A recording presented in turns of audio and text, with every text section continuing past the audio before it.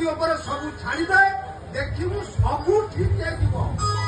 ବାବୁ ତାକୁ ବାରମ୍ବାର କହିଲା ପରେ ଆପଣ ମୋ କଥା ବୁଝୁନାହାନ୍ତି କାହିଁକି? ଆରେ ମୁଁ କଣ କହୁଛି ମୋ କଥା ଟିକେ ଚିନ୍ତା କରନ୍ତୁ। ଆପଣ ଚିନ୍ତା କରନ୍ତୁ।